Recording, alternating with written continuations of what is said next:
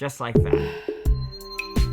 Good morning, or good afternoon, or good evening, or good night to you all. Good night. It's the Lazy Parents back for more. We're back. How are you, baby? Oh my god, there it came. It's a really weird thing that happens that June is completely fine right up until we're about to go live. And then all of a sudden she starts burping or sneezing or yawning as soon as we're about to go live. Or all of the above. Or today was, I think, all of them. Except for yawning. You haven't yawned. I did. You did? I did it quietly because I just couldn't handle any more judgment from you. Sniffing and all these sort of noises. You guys, it's a psychological trigger. It is. When the lazy parents begin, I become the lazy parent. So You become the burping, yawning parent. The burping, yawning, sneezing, sniffling parent. I heard the stomach grumble too. Are you hungry? Are you okay? I mean, I just ate, so that must be more of a digesting grumble. Okay, all right. I'm hoping. Well, we're back for more.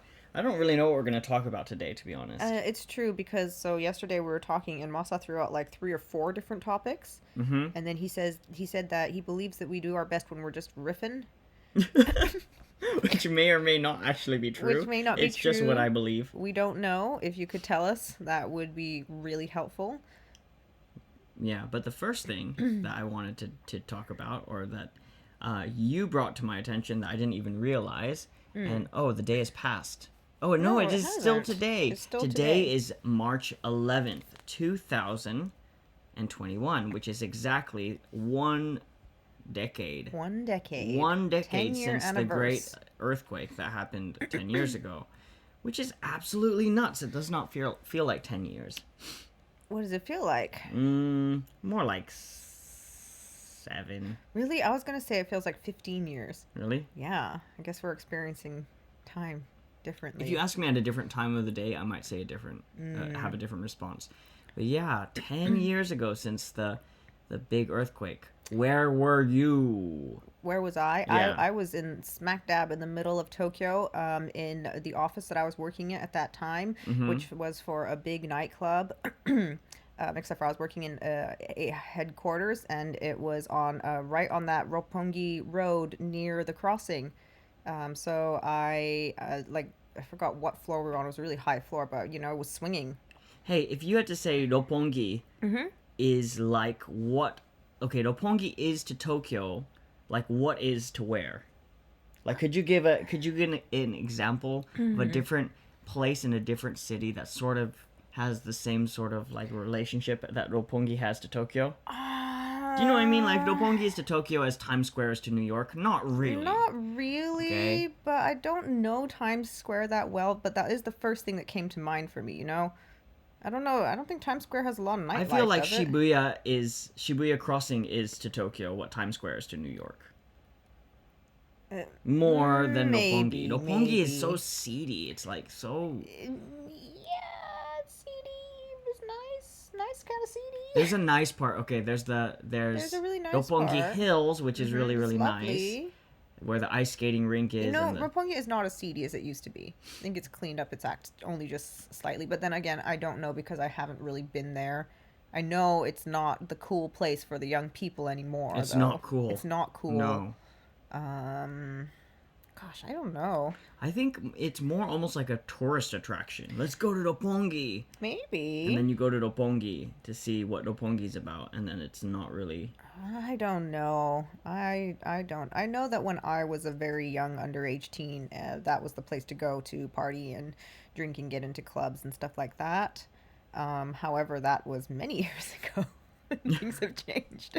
We need somebody young to tell us if Roppongi is still cool. Is Roppongi still cool? No, nowhere. It's not, right? Anywhere is cool these days. Staying at home is what's cool. I wonder how Roppongi is doing during Corona times. Well, I went... when did I go there? It was a couple of months ago. I went there for a meeting, and it was in the evening, and like the roads were empty. It was a Friday night, and I was surprised. I was like, wow, I've never seen Roppongi so cold. You know what my favorite place in Roppongi is? My favorite name for a shop in Roppongi is 10 Sluts.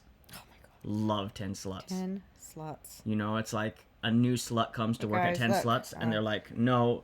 March 11, 11/11. Woo-hoo. They're like, sorry, no, you can't work here. We already have 10 sluts. That's right. You're fired. Why? Because we got another slut. Oh. So tell us what 10 sluts is. Isn't it like a dart bar or something like that? I don't know what 10 sluts is, but but every time I see it, it's just hilarious. We used to live right next to Roppongi. We used to live in Azabujuban, which is like very close neighbors to Roppongi in walking distance. Yeah, it's probably like a 15-20 minute walk. And so we would walk to Roppongi, sometimes just to go shopping for to go to the Don Quixote there. I think mainly we would go there to eat. Yeah, we'd go there for sushi. Yeah, that's what we went there for. Yeah. We went to the Sushi Zanmai. It was good. And then we just, get a Starbucks on the way at the Starbucks. Yeah. And we'd also go there to judge. I like to go to Roppongi and judge. Just look around and judge the people that walk the streets of Roppongi. I did not do that. You're drunk. There. You need to go home. Oh, wow. I missed all of that. You know, when you go to Roppongi, like early Sunday morning, Roppongi is the saddest thing. Like everyone just the streets smell of shame. Yeah, I guess so. But like more so than Roppongi, I feel like that is a Shibuya thing for me. You know, walking through Shibuya in the morning, especially like on a Saturday morning or a Sunday morning or Saturday morning. The roads, they smell like puke. And sometimes you'll see someone who's just still sleeping on the side of the road, sleeping off their drunkenness. I often miss this, but Masa always sees rats running around. I see all sorts of rats in Shibuya. But it's not just that. You have like a special radar for dead things. Yeah, I do. You really do. I really do. I always find the dead animals. Apparently he feels death. I know, I sense it around. I'm like, oh, there it is. It's a dead animal right there. Yeah. And June always misses it. She'll walk right past a dead animal, not notice. That's because I'm so busy living. And I'll always find. Well, I can't say always because that's all confirmation bias, right? You don't remember the times you don't find a dead animal. But I do. Often. I often do. At least far more often than I do. Yeah. For sure. Yeah. It's amazing. So wait, what are we talking about again? Yeah. Where were you when the great earthquake? I told you I was in Roppongi. So I was working in an office for this it's Zex Nihonbashi, which is part of this really fancy-ish nightclub group thing, and I was working there for the night events club where we would invite all of these famous people over, famous artists like Cher and like Christina Aguilera and Boyz II Men. These guys, I would invite them over to Japan to do shows, and so I would have to take care of them and do like all of the emailing back and forth. But I was working in the office when it hit, and in the office, because there's like a restaurant portion to the company, they had like all of these sample dishes that were displayed, and then as the whole building started swinging all of the dishes, it was like being in a boat. It like really reminded me of that scene in Titanic where all the plates just like crash out of the cupboards, and so they all started crashing everywhere, and we all had to run down like, I don't remember, like 10 flights of stairs. And I could see like the walls cracking as we were running down the stairs. It was pretty dramatic. Wow. So we ran down onto the road on Roppongi, and there's just like tons of like high-rise buildings, and they were all like swinging, like and, like what would you call it? A wave. They were doing a wave. Yeah. It was terrifying. Yeah. And we all stood there trying to find a safe place, which there is no safe place in an earthquake in Tokyo. It's pretty much the worst place you could possibly be. And then, I saw these like firemen, policemen running out of the Tokyo metro with chainsaws, or running into and out with chainsaws, and I was like, oh, shit balls. And were you stuck in Tokyo? I was stuck in Tokyo because no one could move. Like, traffic was so tight. And the first thing that we were supposed to do is, so I was with my boss, and he was called by his boss, and they're like, go immediately to this Zex Nihonbashi Club and check the wine cellars and make sure the wine is safe because that stuff is fucking expensive. And so we all hopped in his car and we were stuck in traffic for, it's like normally I would say how far like is Nihonbashi from Roppongi? from Roppongi by car, I think on average it'd be like maybe a 20-minute drive, but it took us like 4 hours to get there. And then once we got there, it was clear that nothing was moving. No one was going anywhere. So we just holed up in the club. So was the wine okay? The wine was okay. The cellar was Yes. powerful. So we all just holed up in the club. It was me and my boss and like 2 or 3 of the bartenders that were still there. And clearly no one could go anywhere. And they had like these private VIP rooms with this huge digital golf type of setup. And so we were in there just kind of drinking and playing golf for hours and hours because nobody could go anywhere. So you stayed there for how long? I think I stayed there for like, I can't remember. It was for hours, but I was messaging. I remember all of the SoftBank cell phone connections. They all went down because they were over whatever, completely just jammed, all of the phone lines. Yeah. But I had a second phone. I had an AU phone, and that one worked. And so I messaged my I guess in the middle of a divorce, ex-husband at the time. And I was like, I need to get home. And he was like, okay. And just, amazingly, he got in his car and he drove. I think it took him 8 hours to get from where he was to Tokyo to pick me up. And then it took us another 9 hours to get back. But yeah, it was really intense. A trip that would usually take what, like an hour and a half? Maybe an hour and a half, 2 hours and a half max if there's a lot of traffic.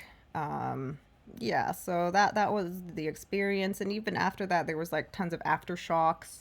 Did you celebrate with some of the bottles of the survived wine? Asks Jamie. Yes, we did. It was an open bar, but I didn't really feel like a celebration because it's no joke. The aftershocks were no joke. Yeah, they were scary. They were huge too. Because you didn't know if it was gonna be another big one as big as that huge. I don't even know how big was the earthquake on the Richter scale. No, wasn't it I don't know. It's like a 9.2. Easily look it up, but that's my guess is it was a 9.2. Yeah, I thought it was like probably around a 9, but maybe it was a 7. Huh. Okay, March 11th, 2011. Let's see, what was it? It was a 9. 9.1. Yeah, so that's the thing. Okay, right.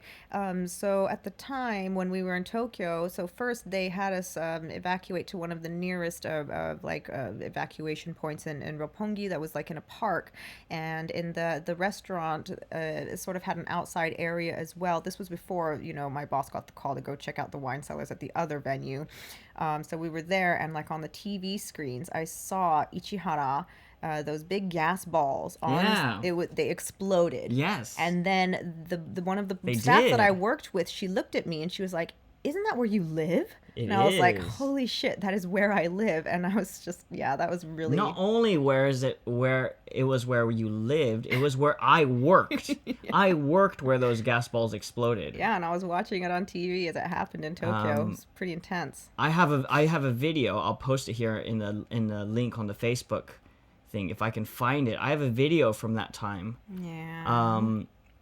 That I filmed as the earthquake caught on fire. The factory the gas earthquake ball caught on fire. Exploded. The factory caught on fire. That was a Cosmos gas plant, and I was doing the worst job of my life. Like I had this job. Okay, the job that I had was to teach this dude who he was going to go to Texas. And he was let me remember here. He was an engineer. He was a chemical engineer working on polymers. And I know this because we talked for many hours about polymers. Okay. But he was working on polymers. What kind of polymers? Oh, different types of polymers. So many polymers.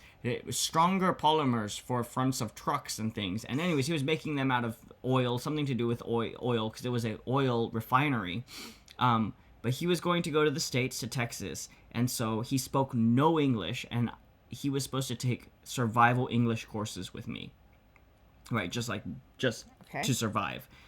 The only problem was that the company really wanted him to learn quickly. So they scheduled him to have 3 or 4 classes a week with me, okay? And each class was 3 hours long.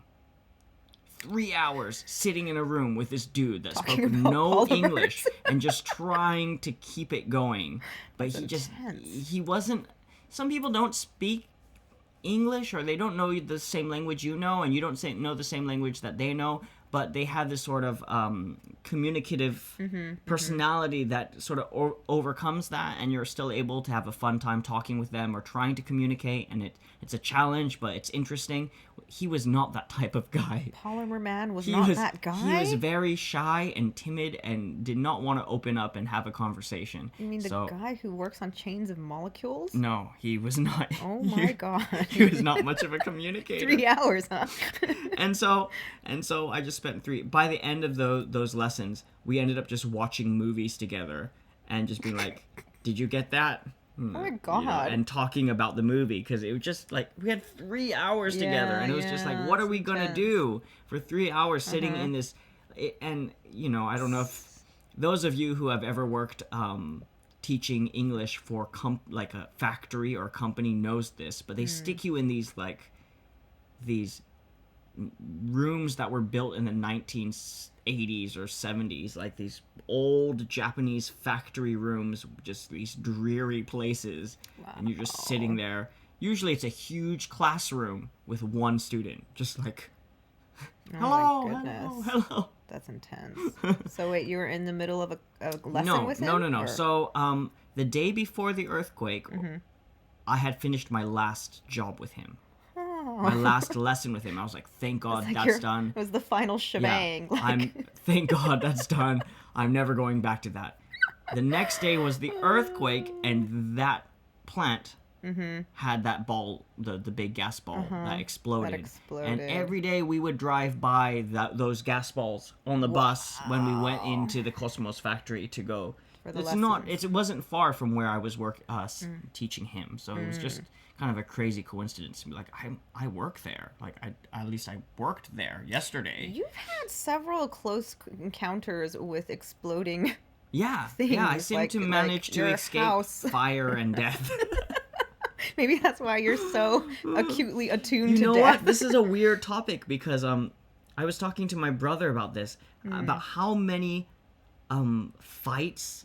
We're talking about being around and seeing other people get into fights. And I was talking to him about how many times I've left a party right before a fight broke out. Same, yeah.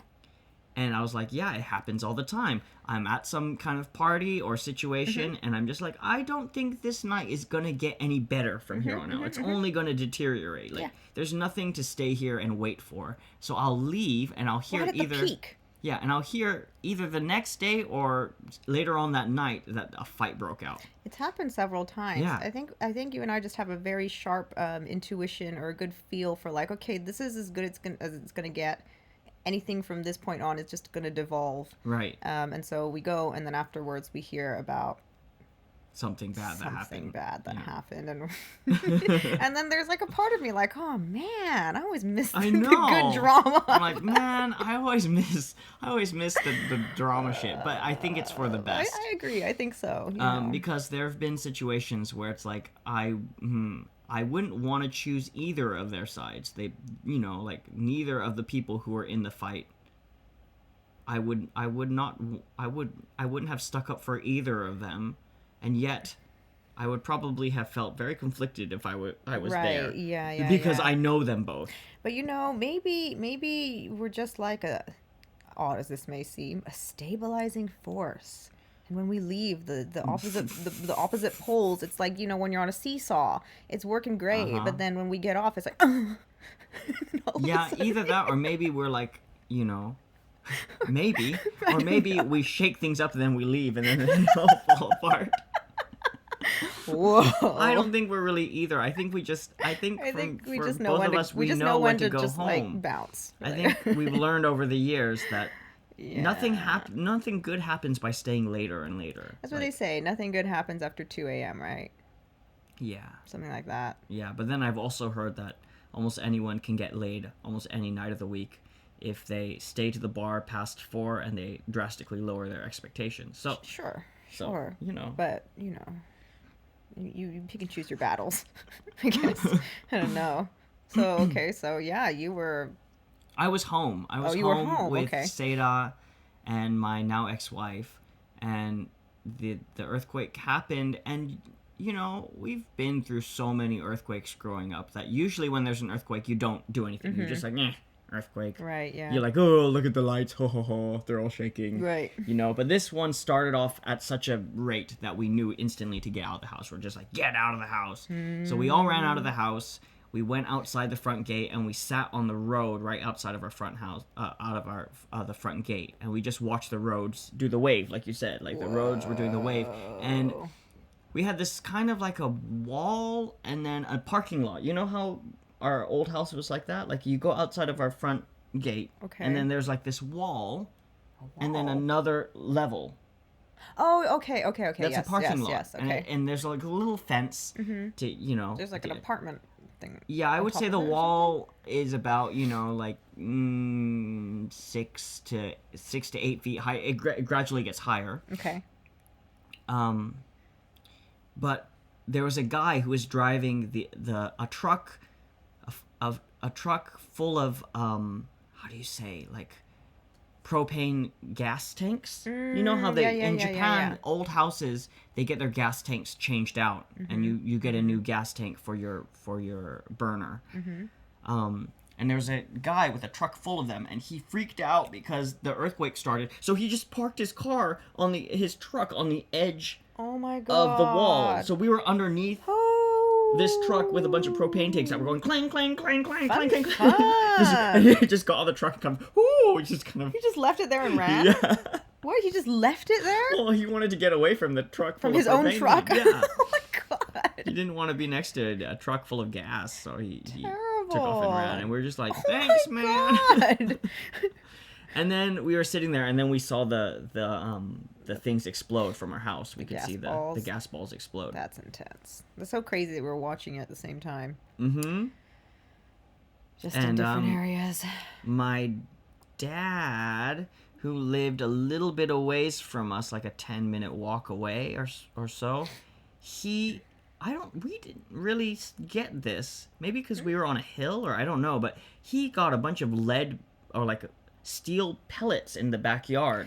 Oh, yeah, that were melted pieces of metal from that gas ball. Yeah, they were all over the roof and all over the balcony and stuff like that. I remember, yeah. Yeah, but that was like, I think he still has some.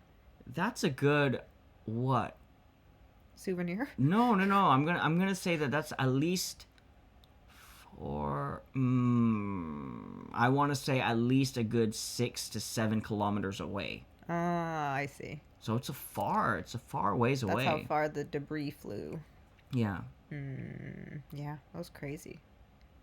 That was 10 years ago. And then we all got the Fukushima scare. We got the Fukushima scare. That's right. We went on road tripping. Everyone got scared. They were like, we're all going to get radioactive. That's right. Don't be radioactive. Because the nuclear power plants and the rods were submerged in the water. Or wait, were they submerged at the time? I can't remember exactly what happened, but it was intense. And so we, for some reason, we were like, road trip. I guess we're gonna go to Shizuoka. I don't know what we were thinking.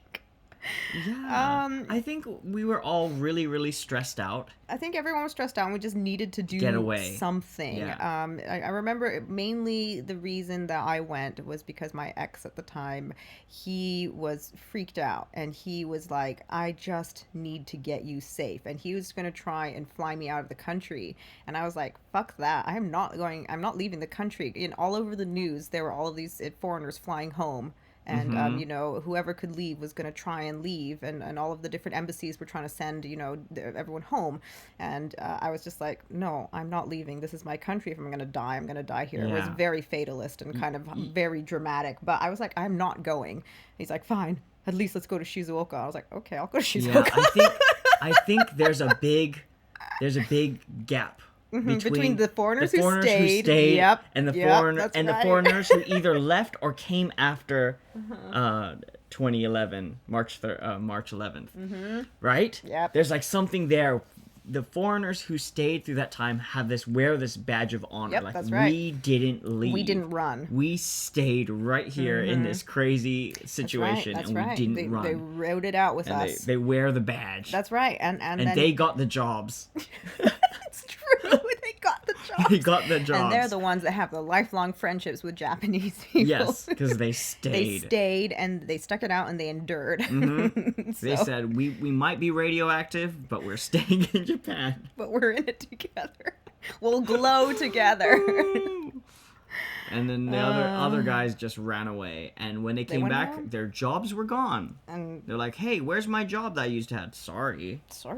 The other guy got it. Mm-hmm. And so it was. Yeah. We got offered, I think people offered to fly us out too. Like, come, we're just like, where are we going to go? This is our home.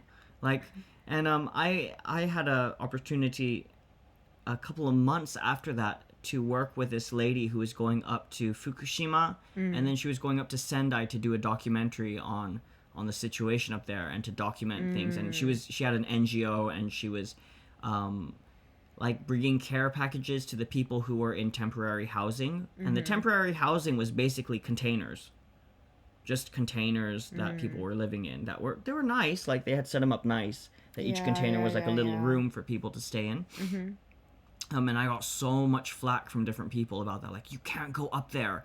You know, it's like Fukushima's radioactive, and, you know, you're going to be radiated and this and that and the other. And, like, you know, what if your DNA is permanently damaged?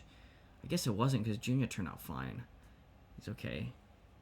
I don't know. It's too soon to tell. Yeah, he might. Maybe the radioactive. His superpowers. Oh, that's why he can run like Forrest. I don't know.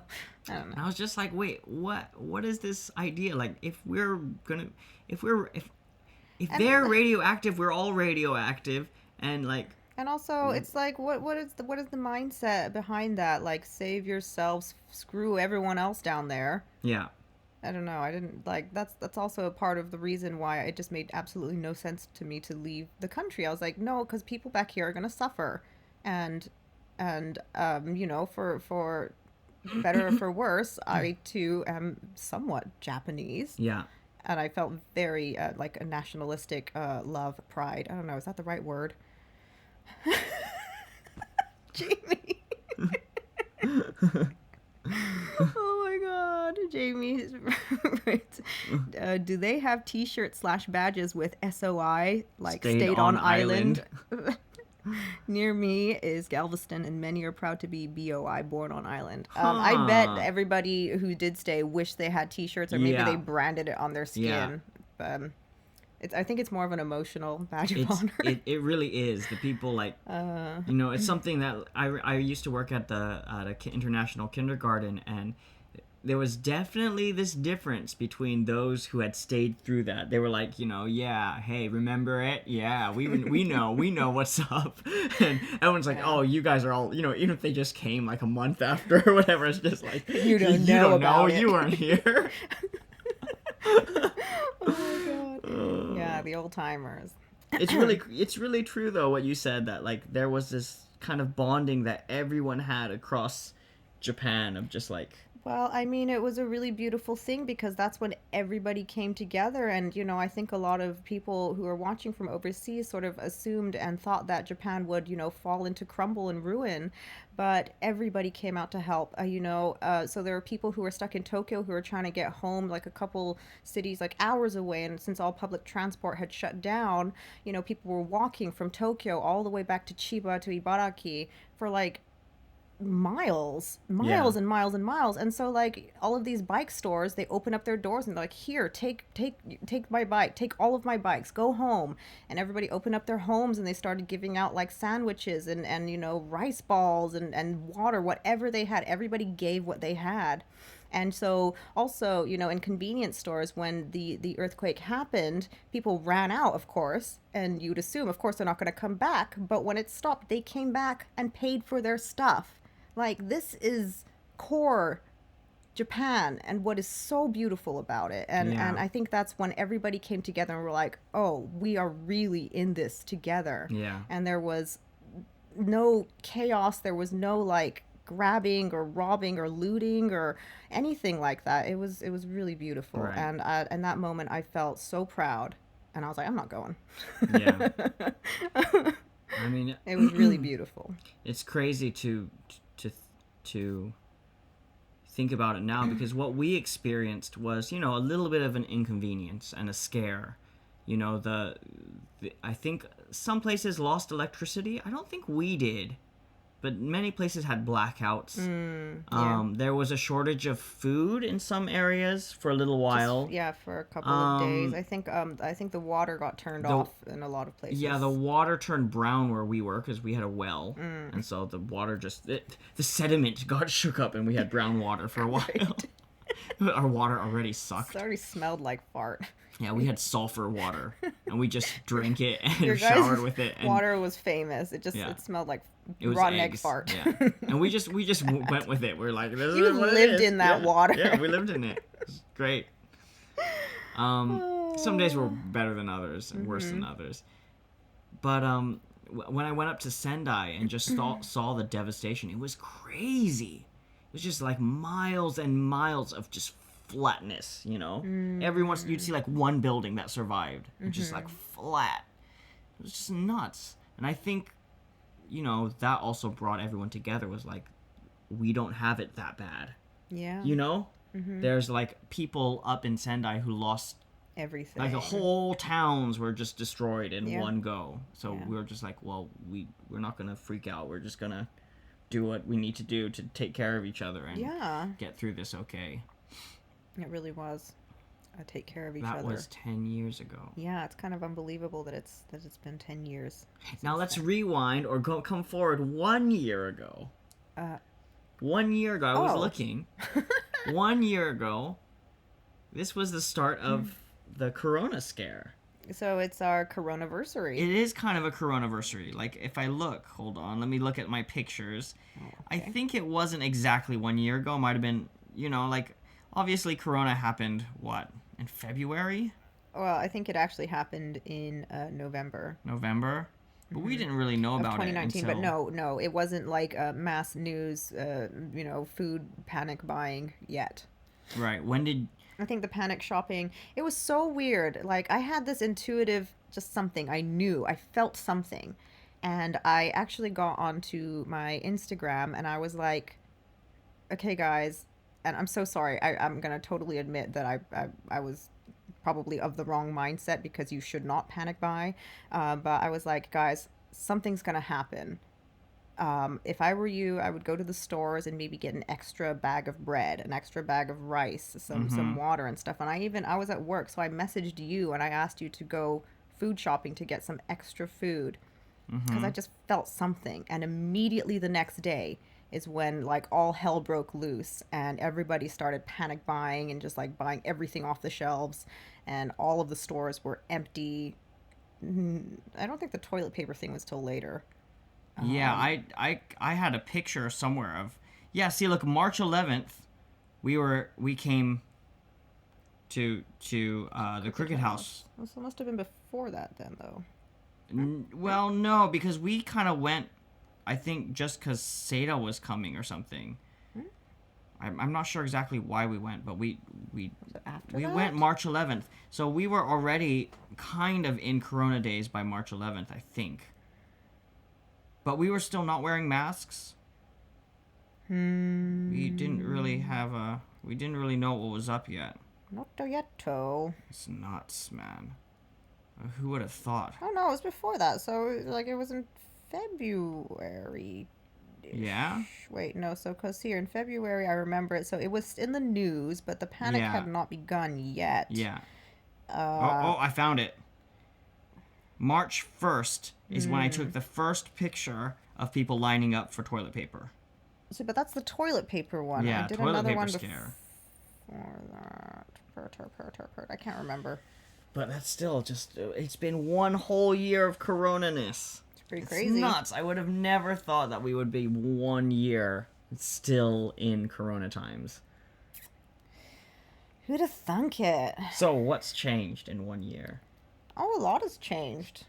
We all wear masks now. If you, like Masa was saying yesterday, a year ago or a year and a couple months ago, if you went into a bank with a mask on, people might be like, "Whoa, dude, sus." Not in Japan, but maybe in some countries. Yeah. I'm stereotyping now. Yeah. So, but now, if you walk into a bank without a mask, then you might just be able to rob them much easier. Everyone will just run out. Yeah.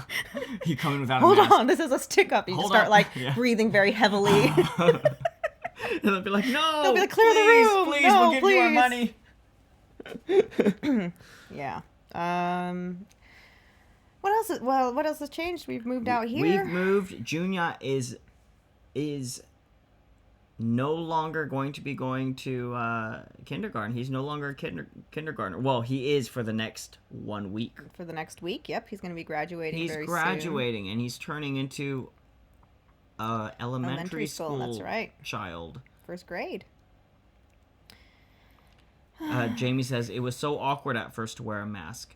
You know what? There's certain things about masks that I just hate. Yeah, same. It's just... But there's some things that I love, too, because now, you know... You don't have to shave? I've never, but yes. I could start. I have to say, like, I did a class the other day, the first class at this new school that I might be teaching at here and there. And there was this little 11-month-year-old, little 11-month baby. Toddler baby. And I realized this is so difficult with a mask on to interact with the baby. Because the baby wants to see your face. Mm-hmm. And then you just, this person with a mask on. That poor baby. Poor baby. The poor baby. Mm-hmm. That's, anyways. Yeah, so definitely masks have become part of our everyday life. Also, one thing that's really changed, and I've just talked about this with several different people, I think at least, but in this last year, usually around, you know, winter time, I would get a fever. I'd at least get a cough, a cold, or something like that. But in this last year, I don't think I've gotten sick once. Yeah. I don't think I've caught a cold. I do get a little bit of hay fever, but that's completely different. But yeah, I none of us have gotten really sick. No, knock on wood. Knock on wood. Where's the wood? I know, knock on wood. We haven't gotten sick at all. That's right. Which is kind of strange, you know. And I guess that's how much of everybody else's germs we were, you know, interacting with. Maybe so. Maybe that has a lot to do with it. Yeah, you know, and you know, washing hands and disinfecting a lot more. I feel like maybe this is a good thing, or maybe it's making us weaker because now our immune system doesn't have to fight off. Yeah, maybe when masks go away and everything goes back to normal, we're all going to get really sick. We're all going to get the worst colds again. It's not going to be corona anymore. It's going to be everything else that gets us. Who knows? Who knows? Jamie says, yes, my daughter hates that her kids' caretakers are in masks for the social aspect. They are 2 years and 9 months. Yeah. It's a little bit tricky to interact with people when I've learned to be more expressive with my eyes. Yeah, I think we just you have to learn to communicate with your eyes a lot more. And body language, you're like, no more. I guess already in Japan, that's pretty normal. I don't know. In Japan, like the thing, I mean, of course, not on the scale it is now, but masks have been a very normal part of Japanese culture. Like the slightest little cold you wear a mask, not to prevent catching colds, but not to spread a cold. That's just a manners thing in Japan. If you have a cold, you put on a mask so you don't spread it.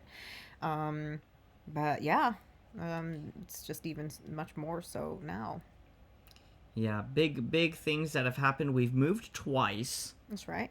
Mm-hmm. Wow, we did that in 1 year. We moved 2 times in a year. Pretty intense.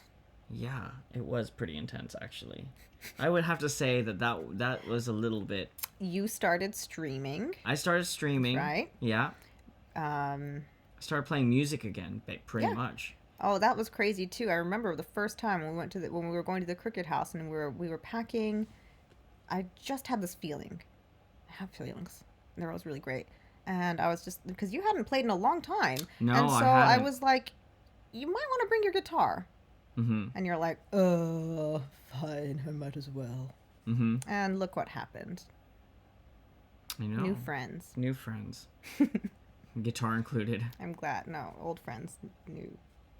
Something. Flu has been pretty much non-existent this past year, says Jamie. Yeah. Yeah, right? Yeah, so I think that we were just all just soaking in each other's, germs a little bit more than maybe was necessary, but maybe I don't know how this is going to affect the immune system in the long term. Right. So it'll be very interesting to see. But also, I stopped working at a preschool and kindergarten. Oh yeah, That might have something to do with less but you germs. stopped that before. It's true. I did. Yeah.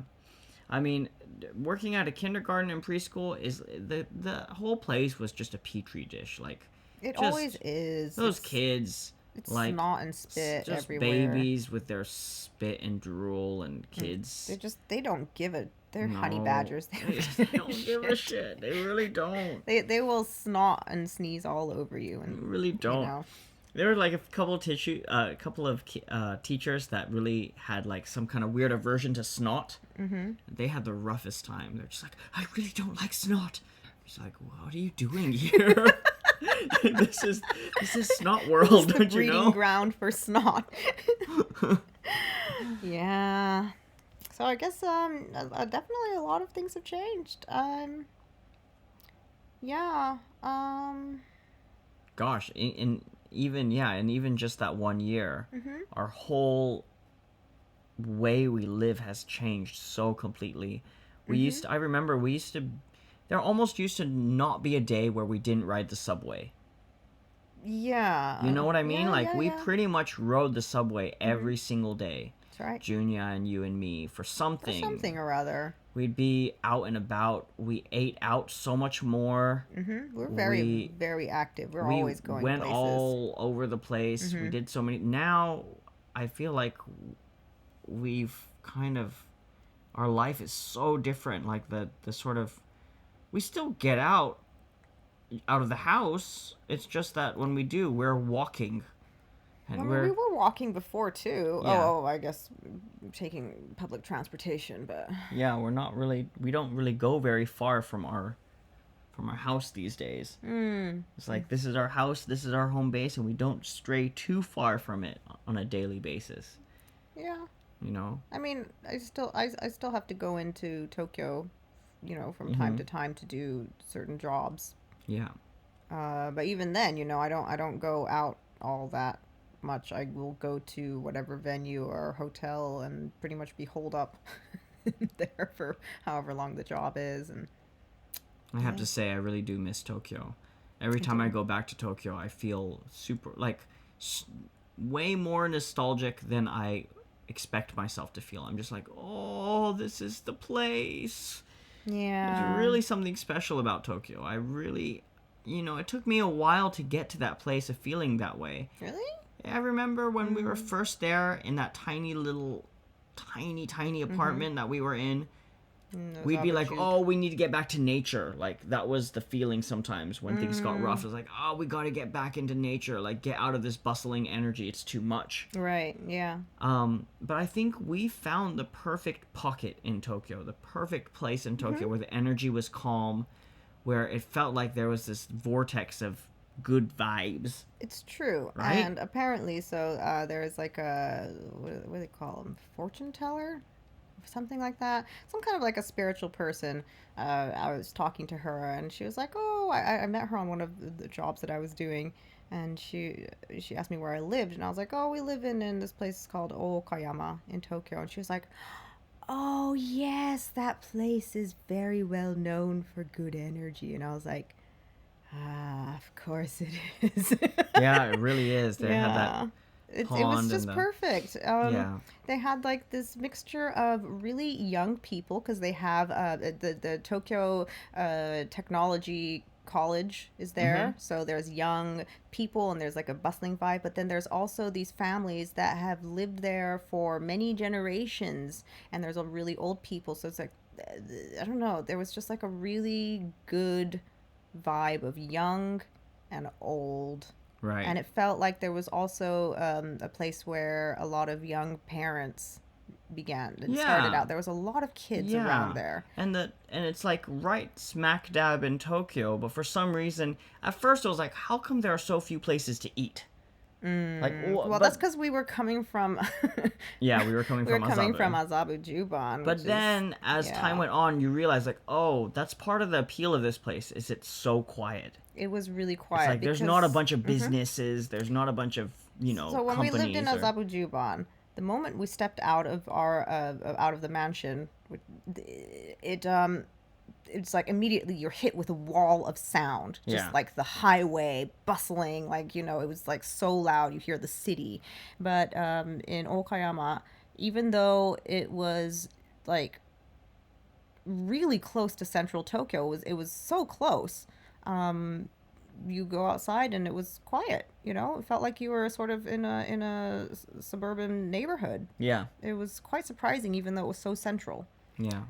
So yeah, it was a really beautiful place, and that was home to us, and that's where Junior was born and raised. Yeah. And And now so- he's gonna be a first grader. Now he's gonna be a first grader. He's losing his first tooth. Yeah, it's getting it's wobbly, getting wobbly. wobbly tooth.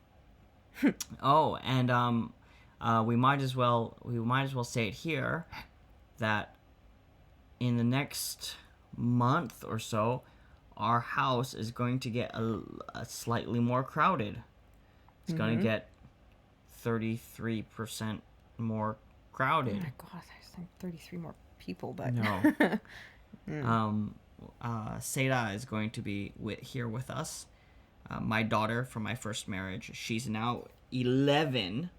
gosh, So she's a big girl. yeah. And she's going to be coming here. And she's going to be at least staying until the summer and maybe even longer. We don't know quite yet how things are going to go with that. So we're going to take it one step at a time and see how we all do.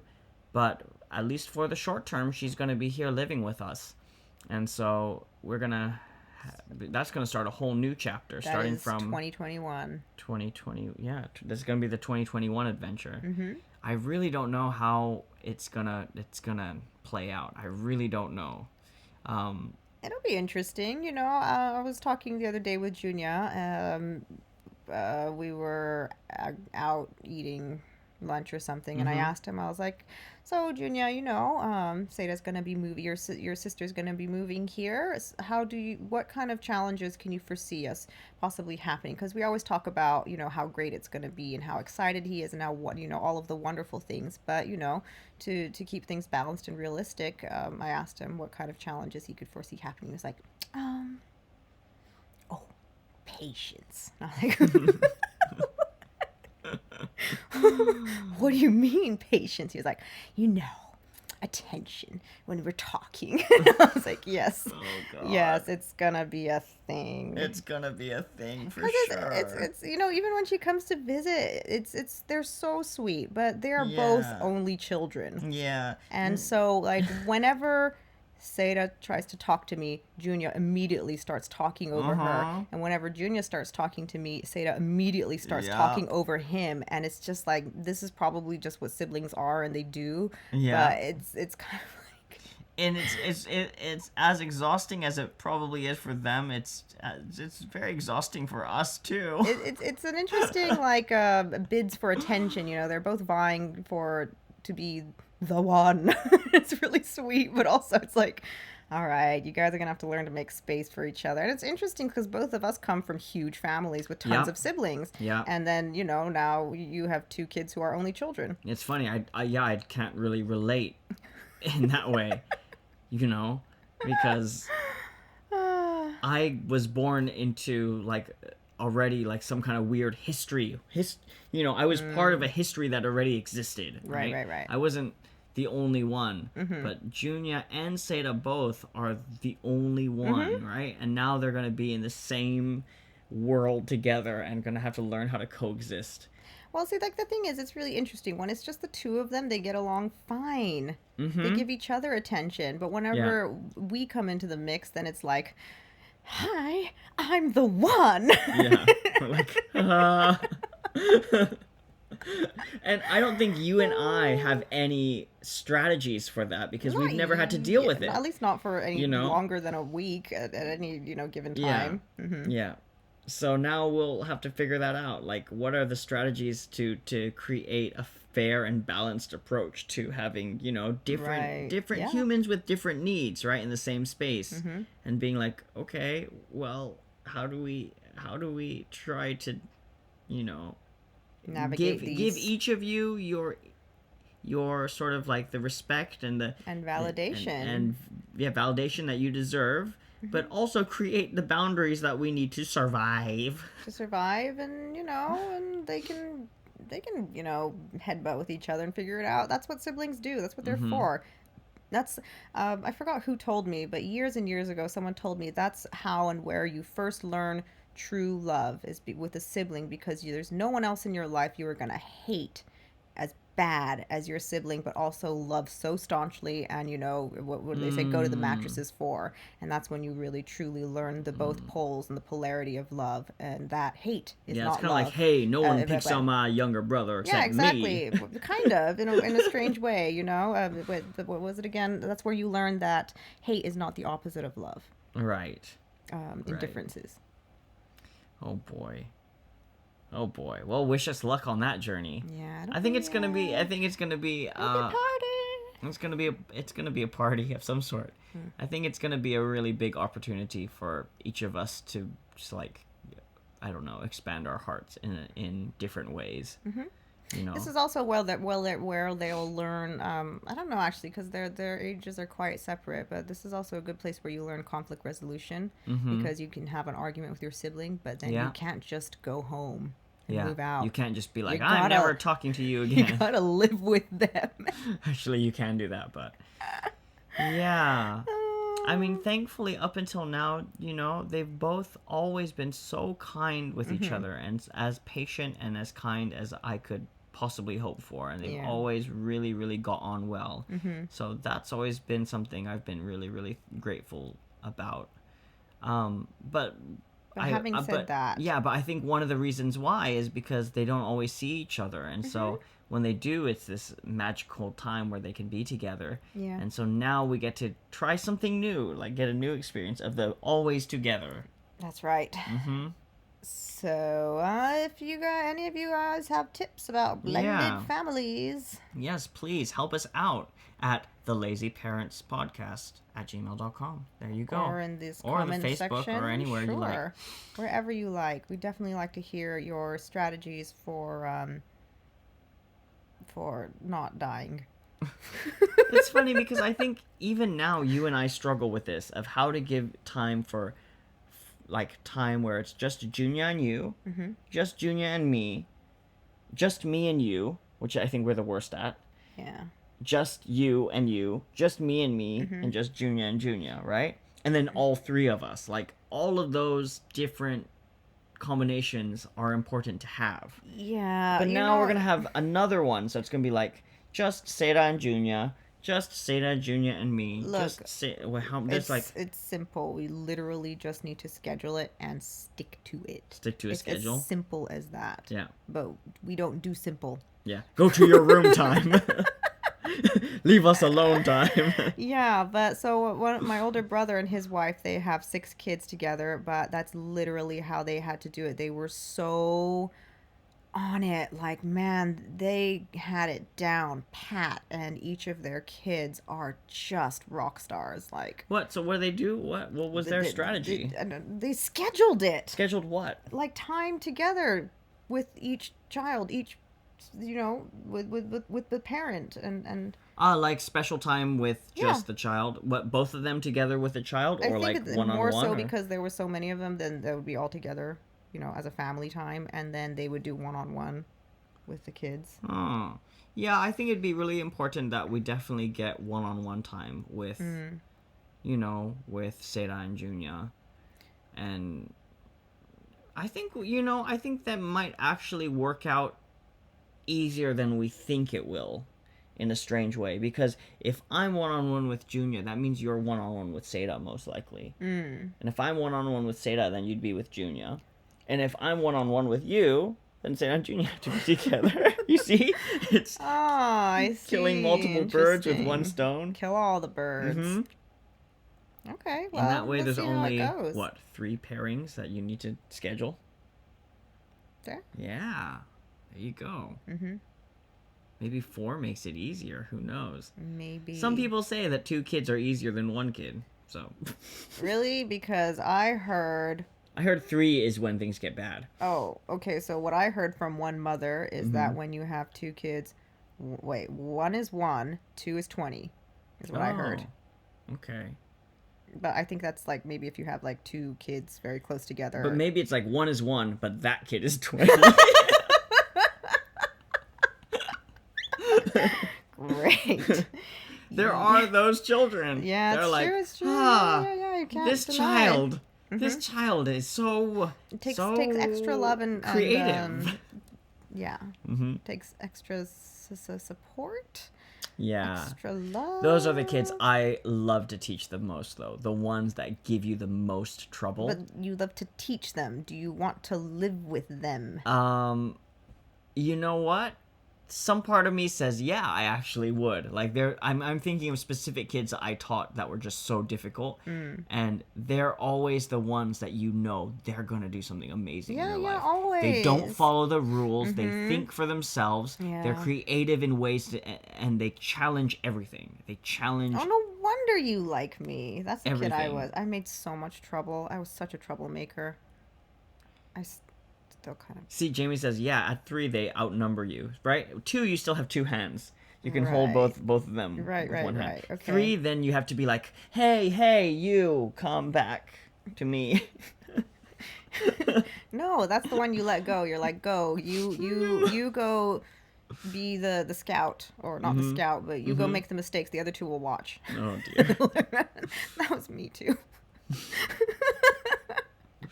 Yeah, no, but I really love those troublemaking kids.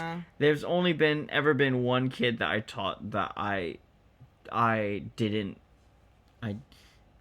couldn't really get on with. That I was really hard on myself too. I was like, I really should love this child and be, more, I don't know, kinder, or not kinder, but just like I want to really love this child, but I'm having a hard time. This child is difficult for me. I tried my best to be, impartial. Is that the word? I would guess. Yeah, if that's what you were trying to be. To be fair and to be, treat everyone the same. Oh, but it was extra difficult with this one kid. He challenged you. Yeah, he challenged me. Was he so very similar to you? No, he was just demon child. Wait, but were you demon child? Maybe he challenged my inner demon child. But he would do these things and then look at me and smile and be like, and I'd be like, oh. Oh, yeah. Anyhow, I hope It's he's well. Honestly, I do love a rebellious child. I see so much of myself in them, and I'm just like, grow, wildflower, grow. Yeah, Jamie here commenting was a kindergarten teacher. I think she taught different ages of kids, like kindergarten, 2nd grade, like preschool level too. I forget all the different ages. Oh, the most exciting ages. Yeah. Jamie says, I agree with you on those difficult, challenging kids. As a teacher, exciting to see them succeed later in life. Oh, I never got to do that part. I'd love to see some of the kids I taught now. That'd be so fun to see who they are. Who they turn out to be. Yeah. You might be able to see some of them because they'll be famous. Yeah, perhaps. maybe so. Yeah. You taught some pretty elite kids. Yeah, they're going to be, heirs of empires, some of those kids I taught. Like literally showing up in Rolls Royces and Bentleys type of kids. It's really nuts. Yeah, it was amazing. So you may see them on the news 20 years from now, or maybe even less. Who knows? Yeah. So you will just keep track. That's awesome. Oh, anything else? What about I mean, you said anything else and you stretched, and then I saw a booger in your nose. So. Oh, no. It's okay. I'm sorry. Too much information. Nothing to apologize for, but that was one. Sorry. Yeah? What were we saying? I got distracted. There was a bat in the cave. Bat in the cave, ladies and gentlemen. Anything else? I guess I'm glad that survived the earthquake. Glad survived so far. Surviving Corona, I suppose. Um, and cheers to the next 10 years. It's Like, amazing we've survived Corona as we have. yeah, I know.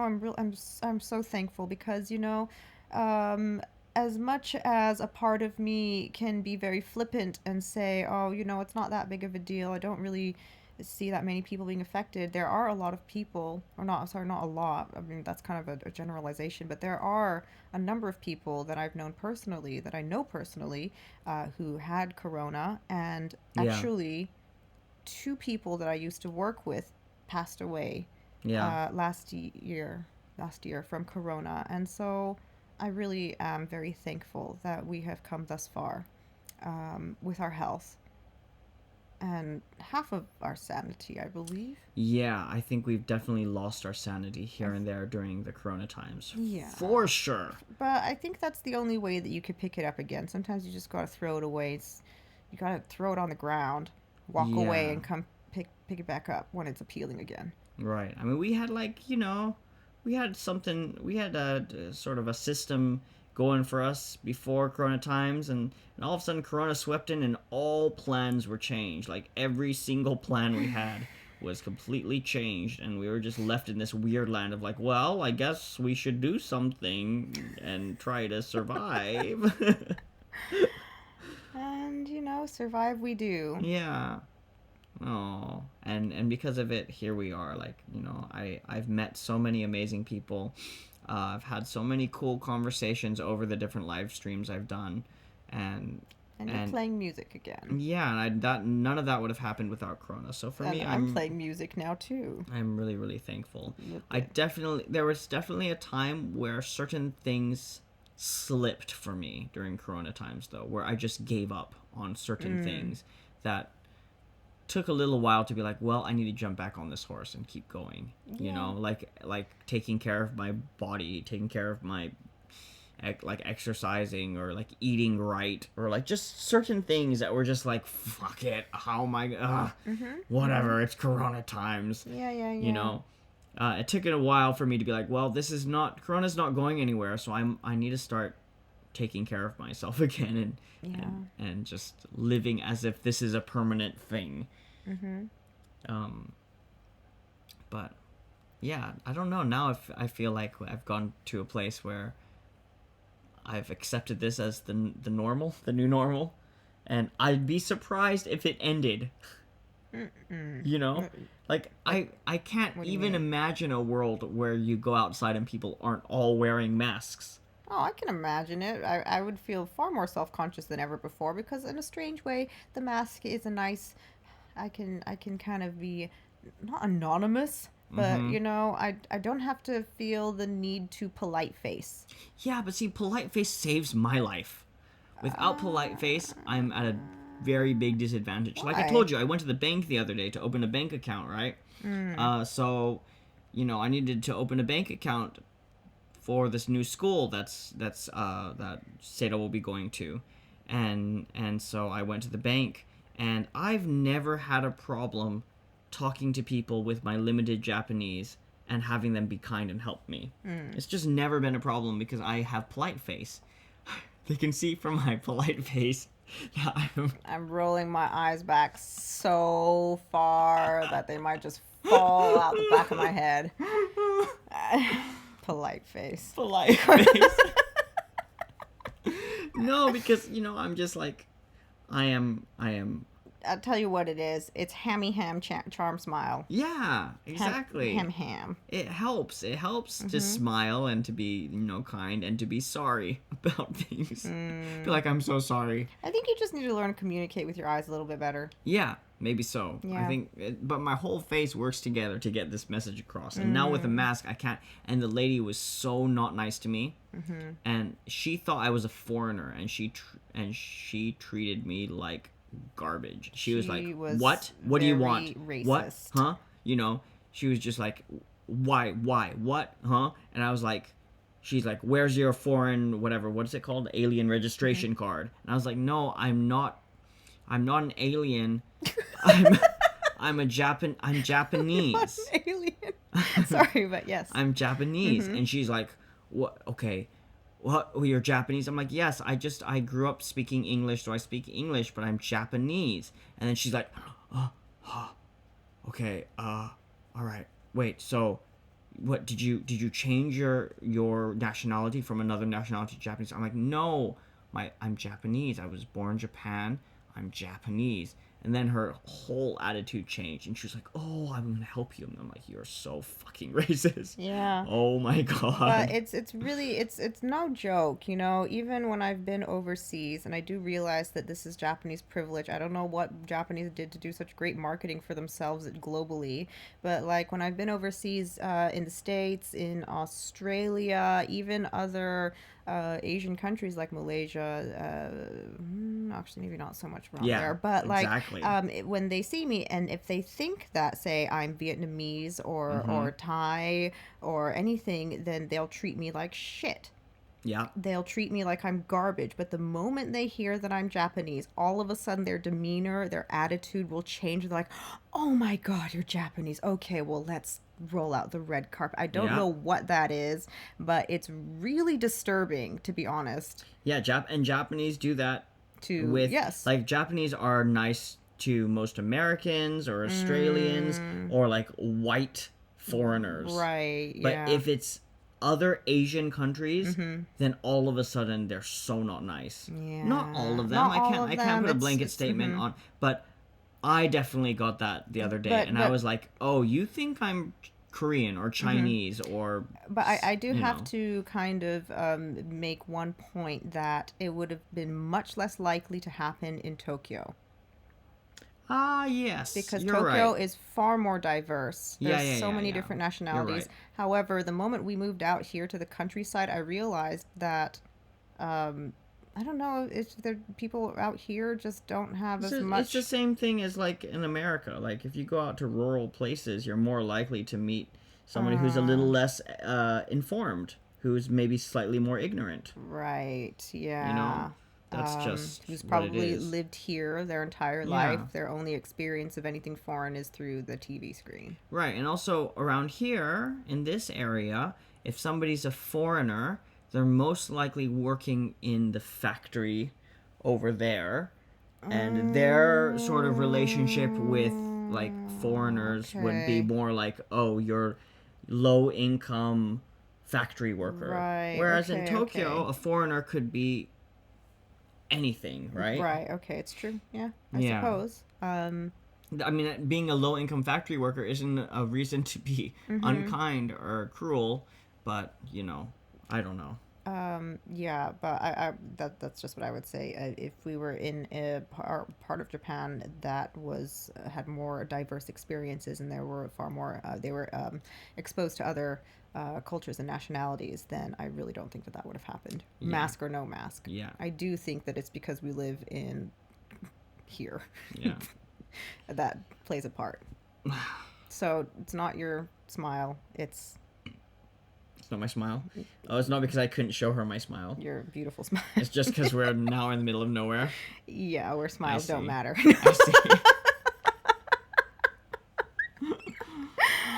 It's just not cool. It's not cool that just because I'm Japanese, all of a sudden I get treated differently. It's it's not. It's hey, really not. What if I was a foreigner and I wanted to open a bank account for my kid so that my kid could go to school? Mm-hmm. What? Why? Why would you treat me any differently? You sad lady. Anyhow, I think we've gone for an hour. I think we're at a very good place. We digress. We did, happy earthquake-versary, Fukushima-versary. Happy Coronaversary as well. Coronaversary. Many things happen this time of year, it seems. Yeah. And I really am looking forward to being alive for the next 10 years. Oh, yeah. Okay, 2031. Oh, I thought you were saying let's live for another 20, 30 years. No, 2031. Sure. 2031. 2031, okay? Make a prediction. Come on, make a prediction. I predict I'll be in my 40s. Okay, no, come on. Make a prediction. What are we going to see in 2041? 2031. Okay. 2031. So this is kind of a weird prediction, but I just have a feeling we're not going to be living in Japan. You and me, we're not going to be living in Japan 2031. Okay. I think we're going to be in Canada. All right. We're going. What? You're super specific. What, you got plans? No, I just have intuitive nudges. Okay. Okay. I things.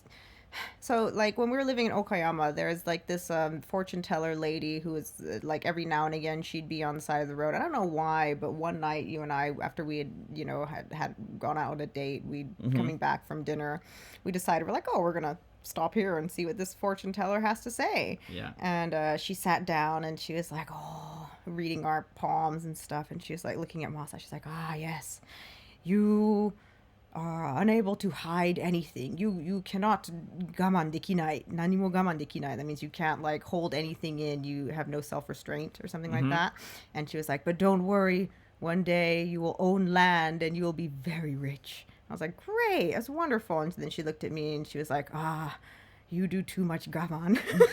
Like, you're really good at like holding things in and just like pushing forward. And she was like, ah, yes, you're both destined to be very wealthy in life, and your biggest problem is that you're always right.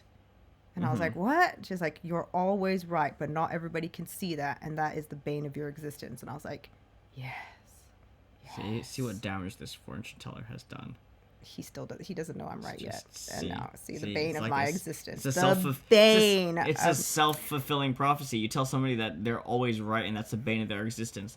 Then they're gonna go through their entire life It was before thinking that. It was before that. always right, and then it's gonna be the bane of their existence. Trust me, it was before that. Cash me in 2031. We'll be in Canada. All right, Canada, here we come. Cash me in 2031. I swear I'm not drunk. I don't. Okay. Bye. All right, I'm gonna make a prediction for 2031. By Okay. 2031, we're gonna have. It's gonna be a whole different internet in 2031. By 2031, you're gonna need to prove that you're you to get online. That's my prediction. I don't know if it's. I don't know. That's just my internet prediction. By 2031, The internet will be regulated. yeah, Is that the what you mean? internet will be much more regulated than it is now. Okay. All Yeah. right. Cool. You'll have to be, June when you get online. You can't go by your secret identities No. unless you go to the dark web. Oh, okay. Yeah. I'll go there. All right, guys. Love you lots. We'll see you again next week.